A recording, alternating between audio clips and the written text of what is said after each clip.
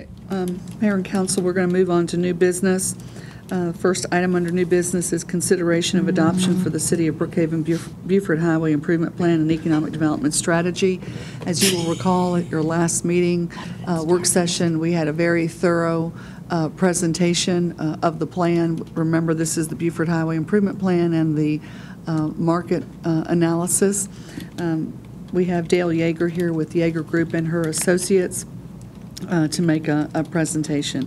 As you recall, just for those here in the audience, you did state at the beginning of the meeting that it's not your intention to adopt this evening, but to hear from the public, hear the presentation from the consultants, and transmit this to your September 9th City Council meeting.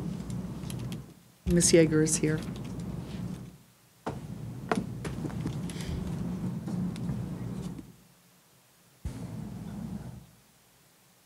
I might add, too, while she's getting ready with her PowerPoint, the Development Authority, which I'm very pleased to tell you has been following this plan very closely, very excited about it. We have... Luke is here. He is, and I'm very proud that he is. I think that demonstrates the interest of the Development Authority particularly, and we have a number of our members of the Development Authority that sit on the steering committee, so we've been able to cover that from both sides, which I'm very excited about. I will tell you that not only have they followed this plan, they have adopted and taken ownership of this plan, so they're very excited about you all hearing this final presentation this evening. They do intend, and we will have on their agenda this month, their recommendation that they will transmit to you all for your September hearing. So they are very engaged, wow. And I think by Mr. Anderson's presence, that does demonstrate that. So we're looking forward to this being our recruitment and marketing tool for Buford Highway. Okay, I'll go ahead and get started. In addition to our firm, I want to introduce Jim Hartling with Urban Partners. The name of it is, the study is an improvement plan and an economic development strategy. Mr. Hartling has done the economic development strategy part, and the Yeager Company as landscape architects have done the improvement plan. So we're going to tag team this a little bit this evening. Okay, this. Okay, quickly, just want to start off with just a quick overview of the study goals, and these really come from the city's request for proposals at the very beginning of this project, which was that there's a community interest in the collective vision and future of Buford Highway. Currently, this corridor contains a range of employment, living, retail, dining, and other options, and thus it warrants a study that will focus on these elements, which have been the focus of our effort: sustainable redevelopment opportunities, safe and decent housing initiatives, and diverse workforce initiatives, all in support of health, safety, and general welfare of the community and economy. So in essence, the overall goal has been to provide an attractive, safe, and trafficable environment with an emphasis on pedestrian accessibility and an action plan to stimulate the area to its full potential and long-range sustainability. So that's really the foundation of what we're getting ready to present. The timeline that we followed, and I'll summarize this quickly, we began in March with an inventory and analysis phase. We then moved into sharing our findings, issues, and opportunities. And then this summer, we have explored the strategies to come up with tonight's plan. We've been guided by a steering committee made up of citizens from a variety of perspectives. Redevelopment Authority members have attended the meeting, these steering committee meetings, as well as the public. We also had a public open house, and then we also coordinated with the 3 other plans. And I found it interesting tonight when Amanda talked how many of the things from her vision are in our plan. So I think we really have coordinated very closely. The progress of the study has also been on the city's website. So with that, I'm going to turn it over to Jim to, I don't know, go ahead, Daniel. Okay, I'll let Jim. Okay, thank you, Dale. Mayor Davis, members of council, before I leap into these redevelopment opportunities, I want to put 2 sort of key background items in place for consideration. The first is I want to say amen to what Mrs. Johnson said. about the North Fork of the Peachtree Creek as a multi-use trail, and you will see in many of the sites that we're looking at here a green band, and that is the assumption that we are producing that amenity, which will change the characteristic of these sites from properties with a ditch behind them, which is basically what they are now, in some cases with a fence and a ditch, to properties that benefit from this strong amenity that will run through the area. The second background piece I want to raise is that, as was mentioned, we undertook a major market analysis of all possible uses that were compatible with the area and have come up with a number of what we believe are strong opportunities, and we will be trying to base what we think could be real-time redevelopment opportunities on exploiting the opportunities that come from those factors. Let me start here. Between Parcel 1 and Parcel 2 on this plan is North Druid Hills Avenue or Road. The intersection of Buford Highway, as was mentioned by Amanda in the comprehensive plan, the intersection of Buford Highway and North Druid Hills is a key regional gateway for Brookhaven. It is the area when people come off of I-85 where they really land in Brookhaven. And benefiting all of the parcels surrounding that intersection is a key to really creating a very positive environment for redevelopment and further development all along Buford Highway. Parcel 1 right now is some vacant property, a used car operation, a car repair operation, a title company, a gas station, and a couple of retailers. We believe this parcel can be redeveloped as a significant hotel site. We found a strong market for incremental growth of hotels. We believe it would be ideally associated with conference facilities. A second building could be built here. Subsequently, you can surface park for one building. You could go to a garage and build a second building later, which might be offices or a second hotel. We also believe that the international theme, which the task force, the steering committee has encouraged us to think about for the area and where we've found market opportunity, could be focused in part here by trying to recruit international trade missions in the region to focus on this location. They would benefit from the hotel and from conference facilities. So we think that's an excellent opportunity there and creates a real strong gateway arrival point within the city. Across the street, Parcel 2, it's divided into A and B. This parcel is owned by one owner. The owner has recently reinvested substantially in a car wash and auto maintenance facility, which is the B parcel. We think in a while that could be redeveloped, but in the short term, the A parcel, which is a big yellow, come get your apartment here building, could be re-tenanted with much more active retailers that would provide more character to the corner and benefit across from the hotel. Parcel 3 is Area 3 is a series of parcels that runs over to Corporate Boulevard. These properties are largely, some are vacant, some are fairly marginal use, some are more controversial use. This accumulation of parcels is about half the size of the Lenox Hills apartment site directly across the street on Buford, a strong residential development. And this could accommodate about 240 apartments here, which we believe could provide a strong economic basis for triggering the redevelopment of these parcels. As we go further down Buford Highway, and we cross over Corporate Boulevard, we go past the Monty's Restaurant and the Micro Hotel facility. There are 4 parcels, again, fairly marginally utilized, not necessarily all in great shape, which we believe can be agglomerated into a second housing site. And we think more critically, directly across the creek from that location is the backside of the Corporate Square development. And we believe those owners should be engaged in thinking about a mixed-use approach to their property.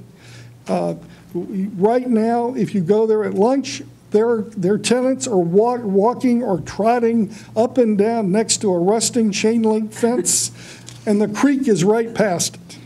And opening up that creek could then create a two-sided development, one off Buford Highway, one with using some surplus land at Corporate Square, really create a dynamic use along the creek. It also frees up an orphan parcel that can be added to, that's got no access right now, that can be added to the creek. So we think that's another opportunity. Daniel? Let me go back here. Parcel 7 is the Red Roof Inn. If you're up on top of that rock at the Red Roof Inn, you have a fabulous view of downtown Atlanta. And I was wanting to know if we could do a drone camera way up high, 10 stories high, to see what it would look like with a... Well, you could if we build the 12-story or taller apartment building we're suggesting for here, which we think could be as a dynamic That's what I'm residential. saying. If you get a drone, it can, with a picture of it, 360, They you can, barely allow them in these. you can envision what it would look like. Yeah, You're being asked to get into the drone business. the drone business, okay. A helicopter, with a little helicopter with a camera, so you can say, hey, this is what your view could look like if you had a apartment Well, here. we could go down to Fort Gordon in Augusta and ask them if they'd send one of theirs this way, and they might do it for us. Be a possibility. But we can see a couple of tall towers here, a really statement location. We're now back to the North Druid Hills Buford Highway intersection. So we've now tackled 3 corners of that intersection. If we go ahead here. Hey, Jim, have you seen the corner since they've started putting in the sidewalk? They chipped away at the stone. They've had to clear that rock. So a portion of that rock is cleared. And it's almost as pretty as we talked about. Right, and it could become a gateway And- sign or something and right it there. naturally- Right on the stone. It naturally Fini bleeds stone. water. All right, that's Dale's side of this business. My side of the business is getting some tax Okay, base. yeah, we could have a neon sign, come to Brookhaven on that. All right. Cowboy. The next 3 sites I'm going to talk about are interrelated, and they get to something that Amanda mentioned in the comprehensive plan, but we heard very much in our public meetings, which is the desire to maintain housing affordability along the corridor as we redevelop. The parcel you see here is the Parktown North Apartments plus 2 adjacent apartment complexes. There's a total of 652 apartments in there. What we are proposing here is the redevelopment, complete redevelopment in some carefully managed way of these complexes, along with additional development south of Buford Highway, in a way in which mixed income housing reappears in this location. This is some of your most affordable housing in the area right now. So what we're proposing is ultimately, when you get to the multiple parcels, 2,300 total new housing units replacing 650, with the intent that we would have roughly a 70%, 75% market rate, 25 to 30% affordable mix in there. So we'd be able to maintain, by using extra density, maintain affordability on some units, but quality units, not problematic units, and at the same time add market rate housing, all within a mixed-use environment. So the first parcel is this. If this parcel moved to the density of Lenox Hills, you would have 1,350 units here, not 652. That's a first start, if you go ahead. That's all, but none of that would be townhomes or owner occupied at all? No, this is, at that density, you'd be talking probably rental. You might be able to go to a condominium model, but it's not something you've seen here at this point. The second possibility is directly across the street, the Northeast Plaza development. Some of the rear commercial buildings here are quite marginally used, and if you've been there, you know that the parking lot is almost totally vacant. There's a lot of land there. So what we're proposing here is a development, a mixed-use development, commercial on the first floor, housing above that gets inserted into this development, shaping it, we just showed a bubble here, shaping it to fit the other commercial buildings with real positive street-like activity going through there, and a view off the back of that ledge, really down to the creek. What you see there is the size of the Goodwin building at Town Brookhaven. There's 700 apartments in the Goodwin building. That little bubble is the size of the Goodwin building. If you go ahead now, Daniel. Well, so what about the rest? You said one building is to be removed, but you want to leave the rest of the strip mall there? And we would hope it would be upgraded as additional customers are landing right there on the property. You've got a lot of occupancy, and there's some of it healthcare uses and others, so we've got to play around with that. How practical is an idea like that when this operation is owned and operated by Blackstone? It's going to require the engagement of the owner And either they're going to do it, let's say you can convince the owner that it's a viable thing to do economically. I think there are people who listen to money. Either they would do it or they would bring in a partner who has this kind of experience. Brixmor is a fairly new entity. It's been amalgamated from lots of other companies, and so exactly what they think their capacities are, we got to find out. But they can certainly bring in partners to undertake this. If we go directly below, there's vacant land down below the Northeast Plaza, which is along our proposed creek. There's some high-tension wires that go through there, but you can go beyond those. You can park under the high-tension wires, go beyond there, go right to the creek for housing development, which would then tie into this 3-site scheme we're talking about, Daniel. A couple other small parcels down the way. This is as we get down closer to the Kroger's, or closer to Claremont, this is a vacant McDonald's and a car repair place. It could be a new retail site right on Buford, smaller one. Go ahead. And this is a combination used car repair facility, a truck rental facility, and a laundromat. And that parcel is sufficiently big to handle a modern drugstore, and we did find a market at this location for a new drugstore. You've already closed Skyland Drive, and therefore we would recommend that this get tied into the Skyland Shopping Center and the new Smoothie King. So this becomes really kind of a continuous development right there at Claremont. So that's a smaller commercial possibility. And I believe I've reached the end of my possibilities. About that last. Yes. Quick question about that last parcel. Back up. Back one. I'm not sure where our city is in an application. Marie, is there an application for the adjacent property behind the Skyland Shopping Center?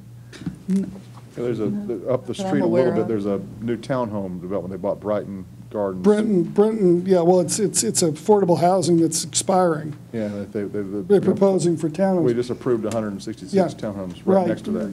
Right, but that Yeah, that- doesn't impact the actual Brighton, shopping center. The Brighton Yeah. project? Right. Right, so, in your development plans, I'd want you to be aware of that. Yeah, we recent have been approval. aware of it. We talked to them. We knew they were expiring and were thinking about something, and then we've heard they came in with a proposal. Yeah. But what we're talking about here is just the commercial development. Yeah. Yeah, and tying that together. Obviously, things like facade improvements and other things you'd like to do complementary to this, but that's all the details that Maria will deal with you with as we go along. Just a quick question. So have you all had conversations with any of these property owners? Some of the property owners we've had conversations with, some we have not. So some we've talked to, some not. At this level, yeah. Is there a list of who you have talked to and where their parcels are? We can make such a list. So I mean, what kind of feedback you getting in your conversations? Favorable? Well, I think interest. They see this as adding value, but we haven't gotten down to things like how much you're going to get paid for your property or anything. So I think there's interest. Okay. I mean, Brixmor is one that's been non-committal, I will say. We've talked to them, but they've been non-committal. Where's Brixmor owns Northeast Plaza. Plaza. They're a large national retail development. specializing in half-vacant strip malls? They specialize in collecting a very large accumulation of all kinds of shopping centers lately. I just ran across another one last week. There's a lot of flipping of those Yes. through these networks. Right. So, All right. yeah, so I say I don't know if they're the developer, but they certainly would like to make money off of this. All right. Okay. All right, let me pass it back to Dale. Okay, next one. Okay, just to follow up on what Jim has just shared. Next one. Do the next slide. Yeah, just to follow up on what he's just shared. These are some, I'm going to share now some physical improvements that could be part of these redevelopment. This is the Site 5 that he showed, and this is just kind of sharing that there could be a landscape buffer as part of the redevelopment. There could also be access considerations and also a potential plaza zone. You see the bus stop zone pictured there. And taking that a little bit further, a landscape buffer would be 6 to 10 feet in width and would be both within the public right-of-way and likely go into private land, so it would be a partnership. Access, we would see reorganizing some of the parking on site to gain more spaces, and then have access control. So by doing these things, we visually enhance the corridor and these redevelopment parcels. This is just an example of how some of that landscape buffer could look. It could be done as rain gardens and bioswales. Also using native plant materials, so it really becomes an ecological feature on these sites and a way to handle stormwater in an ecological way. Here's another example of ecological stormwater design where these drainage features become focal points just within even a parking lot environment. We also mentioned within these redevelopment parcels that there could be some space set aside for some public open space, small plaza zones, or this bus stop waiting zone that you see. This one's a more sort of artistic rendition. And then here's just another visualization. You can see it's just as simple as putting a wall there that functions also as a seating space, lighting, paved area. So that's what these could look like in the future. As Jim has already mentioned, all of these redevelopment, the redevelopment parcels, many of them do front on the North Fork of Peachtree Creek, which we've talked about it sort of being the glue that really binds this whole area together, and the whole concept for this greenway. We're utilizing the 75-foot stream setback, so we're really utilizing an area that would not be developed anywhere, and then to that we've added some additional parcels. The other really important element of this project is the physical characteristics of Buford Highway. And one of the first things we want to do is really change people's impression. And at our first steering committee, it was suggested that maybe we consider a name change, and Buford Boulevard was suggested as one. And in making these improvements, we're considering, ways to improve the pedestrian environment, adding open space and parkland, in enhancing the connectivity, improving the visual quality, promoting green development, and then improving the access to multimodal transit. And then with our steering committee and also our public meeting, we offered various options on the street section, and this was the street section that everybody seemed to prefer the most. One of the main issues here is we've got a very limited public right-of-way, and if you fill it with 7 lanes of traffic, you've got about 8 feet on each side for the pedestrian. And so we're recommending long-term, and this of course would probably involve more study, but we're recommending, and it does seem to be feasible, that we could take 2 of these lanes out and create a much more space for the pedestrian. In this scheme, on one side, we have a multi-use path that's 12 feet wide, so we'd be able to put the bikes in this area as well, and they wouldn't have to be on the road. And then the other side has a gracious buffer allowing us to plant large trees, and then a sidewalk. And you can see the median is in the center, as it is in the new GDOT work that's going on there. We're just proposing that median be a little bit wider. One thing I do want to mention is the traffic counts right now are in the 20,000 range, and they've been that way for a number of years.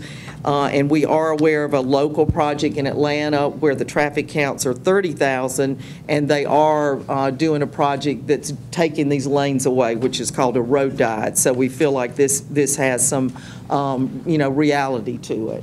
And then this is what it would look like. You can see the median, and you can see the crossing there at the median. Also, if we are able to limit the lanes to 4, we could lower the speed limits, and we might even be able to get large trees in that center median with some kind of a concrete barrier. Next one. Physical character of the corridor would feature new streetscape and pedestrian amenities. We want to have a consistent look. We want them to be sustainable, so we'd recommend LED light fixtures, and we want them to be durable, and so that's the reason we're recommending metal. And then we've heard several, Amanda mentioned the gateway locations, and then Jim mentioned the one on Druid Hills. We have great spots at the north end and the south end of the corridor where the city limits are. And you can see we're suggesting, capitalizing on the international themes, so maybe a globe standard, coordinating with the wayfinding that the city's already involved in. And then we want to emphasize the connection to the North Fork Peachtree Creek Trail, or whatever the future name would be. And we really feel like that's in the city's logo already. This is images from Peachtree Creek. It looks like it could be in North Georgia or up in the mountains. So I think it just shows you the pristine creek environment we have here.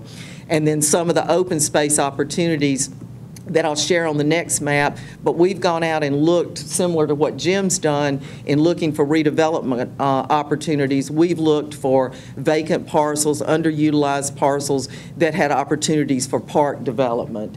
And so we've got the map, and this is part one of showing the entire study area, but we've identified parcels. You can see the little circles across that map showing where trailheads might be, a passive use facility or an active use facility. So along this trail corridor that we've created, we could have more open spaces.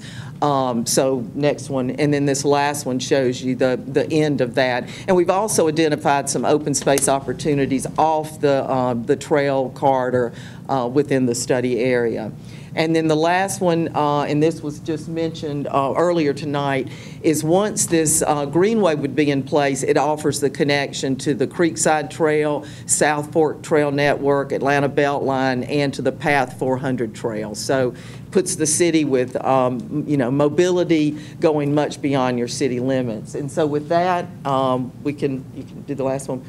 We're complete, and we're happy to answer any questions or clarify anything. Some of on that trail, the North Fork Connector Trail. Yes. You said you identified parcels. In what way did you identify them as suitable for entry places? But what did you identify owners of them, or? We know the owners just based on having tax information, and what we basically did is go out and just look for opportunities that we could, connect along that trail. They might be very small, so it might be something just as simple as a bench. Just a place to rest along the trail. Some would be a little bit larger that we mentioned. Active use facility might be something like a children's soccer field, something that size. And then the trailhead would be something that would allow us maybe to have a few parking spaces that somebody could park and access the trail. But we went along and found places that were vacant, or they were places that were very underutilized. In most cases, there is one that we just feel is such a park opportunity, and it's right behind Northeast Plaza. No, this one is. In fact, I can point right here. This is that one right there, which is right on the shoals, and there is there's bridge ruins there, so it's. Oh, that's right near the city limits. Yeah, it's a particularly scenic area, so there are a few of those, but most of them were parcels that seem very underutilized, and orphan parcels, as Jim had called them as well. And one thing I'd say in our plan is we really worked back and forth on looking at these parcels. So, we kind of took the leadership in saying we think these are appropriate for park, where Jim was doing more of the economic redevelopment. Okay. So. Thank you. I was hoping from the beginning that we would find some places in these floodplains and by the creek and under the high wires for soccer fields. Mm-hmm. Did you find that to be appropriate? We've had that same idea in mind. We have not found, as I said, one of the parcels we identified we felt like was soccer field size, more for children's soccer. So we have not really identified, an area for a soccer complex, I would say, in our I never plan. thought we'd find one vast space. I thought Right. we'd have like a string of pearls sort of thing along the creek. Basically, the ones we've looked at along here at this point, we have not found any that are, big enough for, large, a regulation soccer field. Are any of these point. parcels you've identified, are any of them parking lots? Or are they all just green space right now? I think most of them are, well, most of them are just underutilized spaces. There may be one, and I'd have to look, that has a part of a parking lot in Because it. we have, I know Mike did a map at my request, a floodplain map, and a flooding area map. Right. And there were a lot of them in parking lots along Buford Highway. That could be used. Yeah, I might add, in shaping the redevelopment sites, we went along and used the floodplain and made sure all of that was in the trail. Yeah. The trail area, or the creek trail. All right. So the size we have of redevelopment parcels or the portions of the parcels that are not subject to the 100-year floodplain issues. Okay, all right. So we did carve that out. Right. Is there a way to move forward on the North Fork of Peachtree Creek Trail using volunteers to start to scope out the trail and clear cut a path that Gotta own in it. some way that, Yeah. well, it's in stream, the I mean, if stream you buffer did area. the 75, foot setback. I mean, I think there could certainly be some cleanup efforts by citizens, along it. But I mean, one of the recommendations we make as far as further studies is really a whole greenway master plan. And I think because right now, there are places where it has to go under bridges. I mean, there's some complexities to exactly where the final trail would be. Yeah. So I think it's just, if we had a plan that citizens could start working on, at the end cost, it's probably $1 million a mile or something is a number I think I've heard tossed around. That's from PATH, yes. Yeah, so, but I'm sure that if, citizens got out there and had a plan that the city could approve, I just didn't know if you've seen that done in the past where you get volunteer efforts to help along Right. something that people really want to see. I find a lot of times in master plans, a lot of times you do a master plan with the idea that you're going to mobilize a group to do a small project, even if it's small, so Right. there's something visual Yeah. to start with. And I think part of a master plan could have a very strong, volunteer component. I think it's got to be supervised volunteers. Right. So you've got to have some guidelines for what you're doing. Yeah. But I'm sure there's a lot of invasive vegetation eradication that needs to be done. Right. And, you have to do that thoughtfully because you take it away, you've got to still stabilize the bank you just took the vegetation away from. But Right. I think that could be part of a master plan where you could follow with volunteers. And there's nothing better than, to get people's support is to get them involved where they physically do something in a project. So, yes, I think that's a great idea. Did you find any parcels where it would be appropriate along, a section along the creek where there could be like a restaurant type, with a big deck going, overlooking the creek, those types of things. A little, sort of a smaller development, but that has 2 or 3 restaurants. Yeah, Here. let me inject there. I think there are at least 3 kinds of possibilities for that. One is clearly the hotel development. You'd want restaurants in, and you would hope they would be looking right over the creek. Right. Maybe more than one. Secondly, I think in parcels 3 and 4, it might be possible to insert a modest amount of mixed Here we use. go, yeah. The crucial issue there is whether you can get whether you get, what kind of interaction you get between residents and the commercial. You're probably not on these parcels building vertically mixed use buildings. So you need to, there are some existing restaurants actually right there that could be oriented Because more their towards. dumpsters are overlooking the creek right now. Yeah. Well, there's all those issues. Yes. It goes back to grease traps in there. it's not a trail, it's a ditch. Yeah, That's- right. I think the corporate Okay. square could do some of Yeah, that. in that one, we've identified that one parcel which you did not feel from your economic analysis. You talking number was- 3? No, I'm talking about the one that has, it's the green one. OS2. Oh, And this is where the shoals are and the bridge ruins. That's, That is a small shopping center And it right is- now. Oh, yeah, I know exactly. So you Yeah. could retain a restaurant in that parcel. I was also going to say that the way that Northeast Plaza gets redeveloped, we'll have overviews of the creek, and again, there could be opportunities in a mixed-use building to have some nice restaurants looking over the creek. I was thinking about a place where people could come up on their kayak or whatever and get out onto a deck where there's a restaurant. Could be possible, especially on Corporate Square. If you take down that fence and you open that up to the creek, it's a lot of potential there. So I think those are places that could happen. Some of the banks are real steep, so I think that's one of the Right. points of looking and studying it further. I think you could identify those Water places. slide down into it. Yeah, yeah. You can zip line into the creek. Please, please. Theme restaurants. Yes, yeah, exactly. Yeah.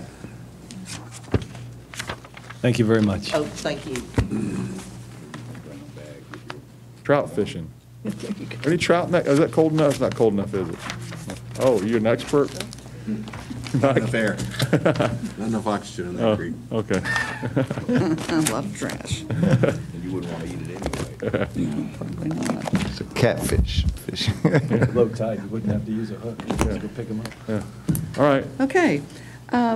Second item on the agenda is consideration and approval of ordinance 2014-08-0. Ms. Gary, we have that item for public comment. Oh, yeah, we had a public comment. You And jumped the vote. gun again. You prompted me. Okay, open the public hearing on this. Public comment or public hearing? Public comment. Public yes. comment on the Buford Highway Improvement Plan. We got one right here. All right. Did he give you a card? No. Yeah, well, just fill out a card when you're done, please. How you doing, Mayor and How City you doing? Council? Good to see you. Good to see you. It's kind of hard to swallow a little bit, Buford Highway. I'm a resident. I'm Dale Boone, 1684 North Druitt Hills Road, District 4. Buford Highway's a little bit hard to swallow right now. I mean, I'm picking up the Brookhaven Reporter. Neighbors, me being the president of Oakwood Neighborhood Association, across from the synagogue. It's a little hard and a little heartbreaking when we're having homicides, when we're having armed robberies on Buford Highway. And it's a little bit hard to swallow right now. We're talking about making pathways and everything beautiful up on Buford Highway. It's going to be a very hard sell back in our neighborhood. I mean, I don't know. I'm a little bit tossing and turning with this. We want Buford Highway to become positive. We want Buford Highway to become great. But we're having trouble in District 4 every single day. And what I'm not seeing is a lot of residents in District 4 involved in planning the Buford Highway corridor. I don't see any of us. We've not been contacted. We've not been in touch with the city.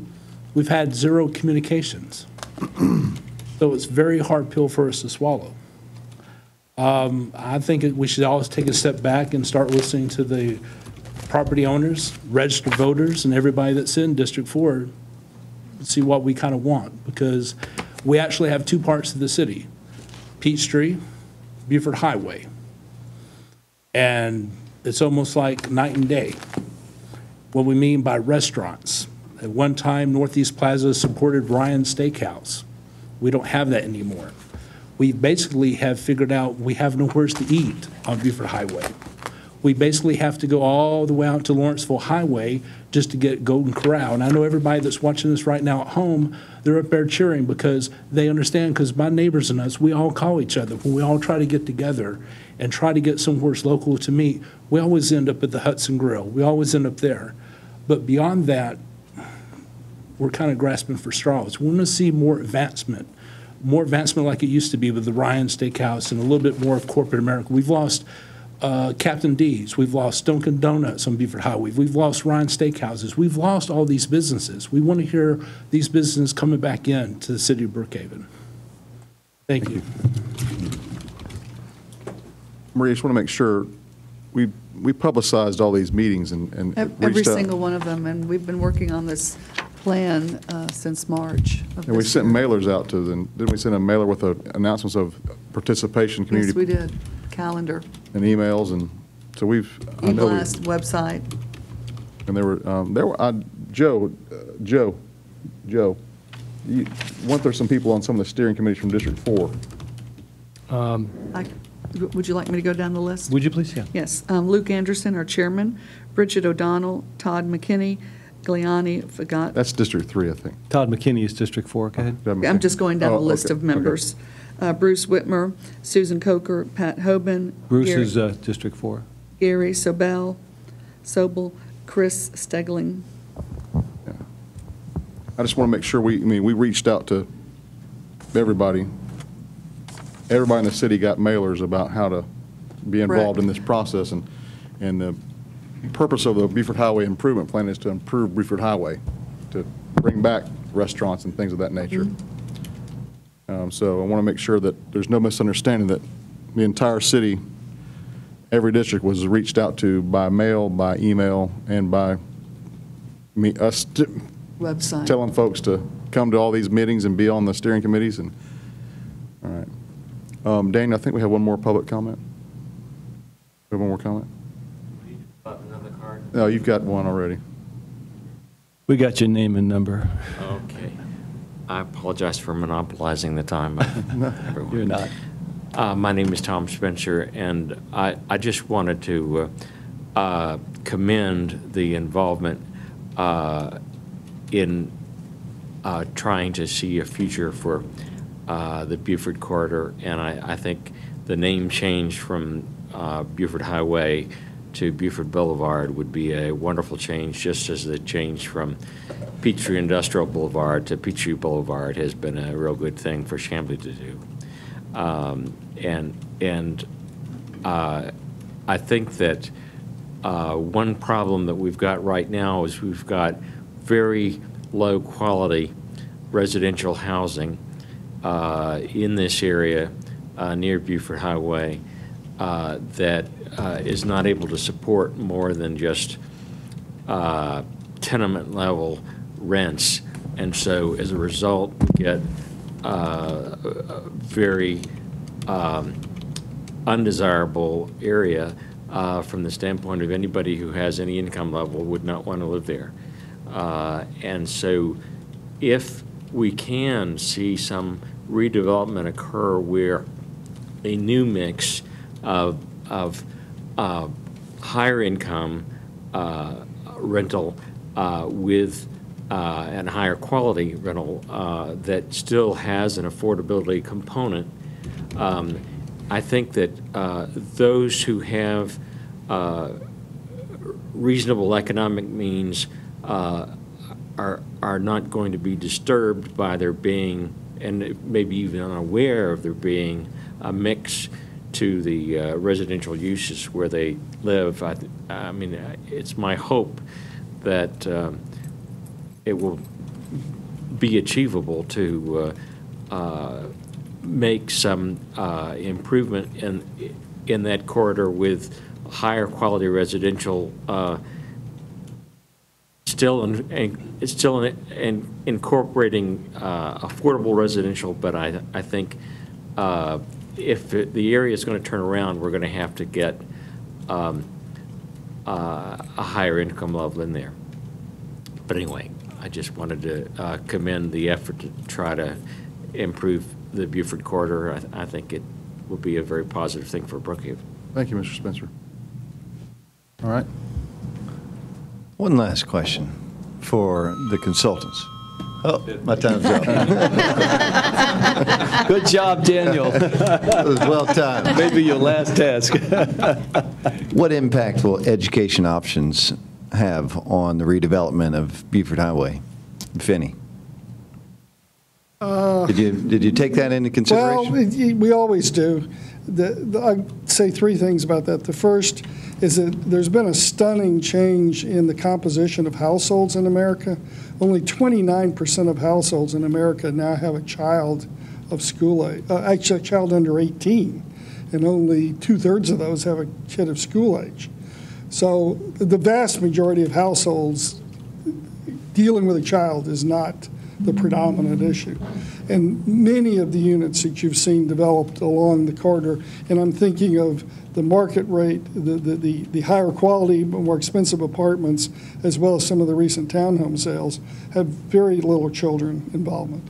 Having said that, quality schools are always a key factor, and schools that people feel positive about being in that catchment area or enrollment district. And so anything that can be done to tackle the quality, especially of elementary schools, does have impact on housing, where you're dealing with a household that either has a child or is anticipating having a child. Yeah, I just looked on some of the comp plan information on data on schools. The enrollments at the schools that feed from Buford Highway is double that of any of the other schools in the city. I mean, Woodward has 1,100 students, and Montclair is the same. Right. I mean, there's no doubt that some of the lower priced and in some cases more problematic apartment complexes do have dense concentrations of families with children. I mean, and again, it goes to the question of trying to maintain or create a quality of affordable housing so that you're not having people disbenefited by the environment that they're operating in. In part and parcel to this, the plan, which is not finalized, obviously, but what should we promote, or how do we get out there that, you know, security would be something that is now and is being enhanced on Buford Highway? I mean, we located our police department actually on Buford Highway, and is that something, an element that we should gingerly put into marketing materials, or how do you? I think that you have two types of circumstances with that. The first is the question of residential security. And we are seeing recently developed apartment complexes and townhome complexes at higher market rates that clearly have succeeded in projecting that to a customer base that has come. So I think you just continue doing that. The flip side of that is if there are locations where there is concentrations of security concerns, you know, you've already identified some of those. I'm not going to go into detail, but you are enforcing codes. You are, you know, those, you need to continue to do that. That's side one. Side two is the question of retail complexes, retail uses, and people coming to those. And that becomes really a matter of the appearance of the environment, the actual security provided on site by the property owner, the market niche that you choose to chase with your tenanting policies. And it's clearly true, as the last gentleman said, that many of the proposals that we're making here are to add more households with greater affluence in the vicinity of the Buford Highway or Buford Boulevard area, which will encourage then retailers who market to that price niche to arrive. You know, it's already occurring on Claremont. It's already occurring, you know, 2 blocks off Buford Highway or Buford Boulevard, you've got significantly higher price points, and it's starting to happen on Buford Highway. So while there is the issue of maintaining the mix of affordability and how you do that, which requires diligence, introducing more market rate housing and therefore more customers will attract more retailers at that price point. Thank you. Chief, I wanted you to comment on, I know before you even started your tenure as the chief, you had talked about, you know, be prepared for reported crime rates to go up for a period of time. It's like the patient's got to get sick before it gets better, or you're actually going to be uncovering things that were never uncovered before, or responding to crimes that were never reported. What do you think in assessing, since you're, you know, obviously the department's located right there on Buford Highway, what is your sense on what kind of progress you're making, or the department is making, or the future, the next 2 or 3 years? What do you see and happening when it comes to crime or policing on Buford Highway? As you recall, when we first started up, there was a lot of distrust and non-reporting of crime, and I think I mentioned when we first started up that you're going to see an increase before we even started. A lot of that was attributed to, you know, not saying that the cab wasn't very good at responding to things, but they didn't have the manpower to respond. So there was a lack of responsiveness by the cab police department at the time. There was distrust of the police because a lot of times there was not a response, and people were getting hurt. We're ending up right now getting a lot more trust from the people. There are still instances where we have an armed robbery, for instance, where we'll have a delayed response by some witnesses or whatever, but we are starting to see more and more responsiveness from the residents in that area, which most of them are different ethnicities, you know, huge Hispanic population, and they're actually a lot of the victims of our crimes down there. And the general outlook for what you see as this plan is to improve the Buford Highway, obviously. How do you see, are you getting a whole handle on what the patterns are and being able to attack those things and generally improve the, Yes, you've been in operation for a year, Yes. for 1 year. There is some gang activity which we've identified. The officers have been, they're impressing me as far as knowing who a lot of these members are, a lot of the troublemakers that we're dealing with. We made a lot of arrests. Just this past week, we've done 2 search warrants, cleared up a bunch of car break-ins. We had the homicide, as the one gentleman said, that took place on Northcliffe right off of Buford Highway. That was cleared up within 4 hours, and it was a result of cooperation that we've got from some of the residents down there. We locked down a couple of the apartment buildings where the actual suspects were staying. I think it's continuing, and as long as we're working, we're actually talked about some ideas today as far as a drug-free zone that we would like to put in place in the city, and that's throughout the city. For instance, Linwood Park, Buford Highway areas, and what that will enable us to do is designate certain zones depending on statistics that we have from those areas, posting signs up, and if a person's arrested for drug use previously, we could go in there and arrest him in this drug-free zone just for him being there, even without drugs. Oh, really? Is that what I see those signs, I never knew what they really, Yeah, we'll have to adopt ordinances and do a little more research, but we're starting that process too. So it heightens the penalty for a recidivist being in an area? Yes, they'd be charged with criminal trespass, basically, just for being in the area. Wow. If they have previous drug arrests. Okay. So we're trying to come up with different ideas. The other thing we're looking at is video surveillance systems, license plate readers, and things like that. All right. So, Chief, we talked too about maybe better utilizing the concept of police on bikes for a development like a linear park to enhance security. Right. A couple comments I'd like to make is it's pretty apparent that, and we've made no bones about saying this, that Buford Highway is our diamond in the rough. And we've said this since we became a city, almost 2 years ago. And we followed through consistently with our actions, not just words. And that action you're seeing being formulated this evening in a Buford Highway plan. And I think it's an excellent plan. It's a plan that's well constructed and definitely taking us in a direction we want to go. What's really encouraging, and personally to me, and I've said this before, is that all 4 plans have referenced the linear park. I really enjoyed watching Jim's presentation on doing mixed-use buildings along the creek, I think, which will also change the socioeconomic type of perspective that will be attracted to that area. Key to this, though, is that we need to be sensitive to the workforce housing.